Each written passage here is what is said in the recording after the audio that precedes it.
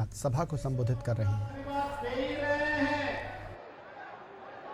लेकिन इतने उत्साह के साथ आपने मेरा इंतजार किया है। बहनों और भाइयों, मैं भी प्रातः 9 बजे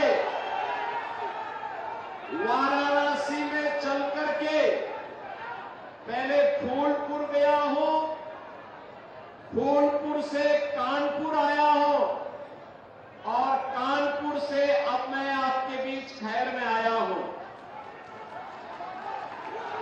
मैं तो आज केवल आपसे यही अपील करने के लिए आया हूं, अलीगढ़ भूला नहीं होगा, अलीगढ़ को भूलना भी नहीं चाहिए।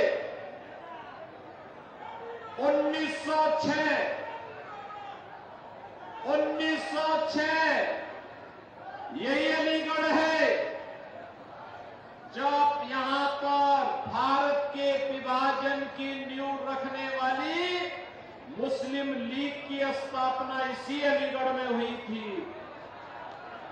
अलीगढ़ ने उनकी चलनी नहीं दी, लेकिन देश को सांप्रदायिक आधार पर बांटने के उनके मंसूबे सफल हो गए।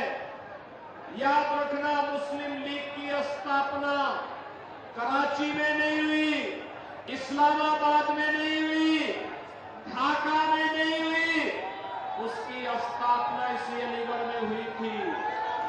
वे खतरनाक मंसूबे अभी भी समाप्त नहीं हुए और इसीलिए मैं आया हूं।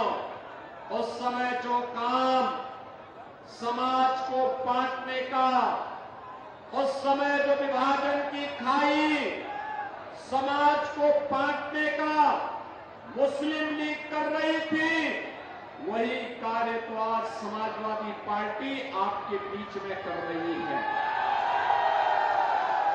वही काम कर रही है।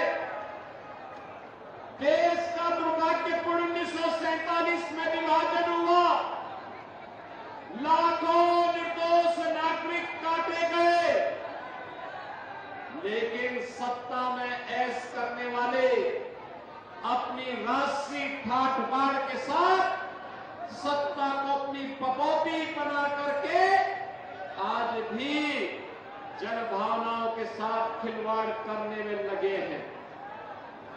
बहन और भाइयों, मुझे कहने में कोई गुरेज नहीं।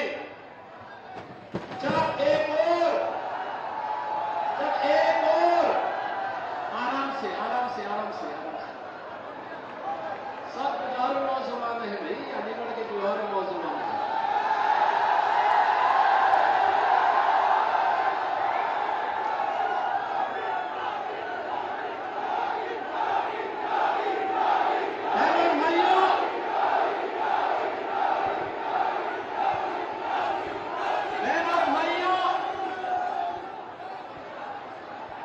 सबसे यही कहने के लिए आया हूं, जो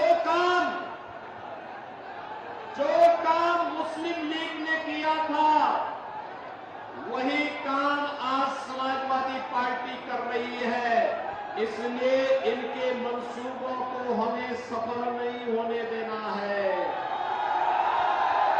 कतई सफल नहीं होने देना है।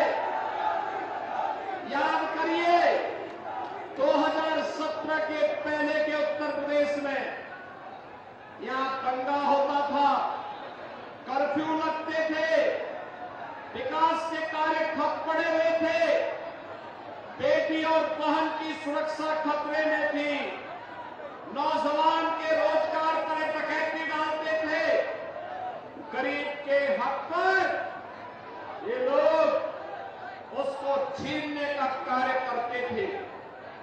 2014 में श्री नरेंद्र मोदी जी का यशस्वी नेतृत्व देश को प्राप्त होता है।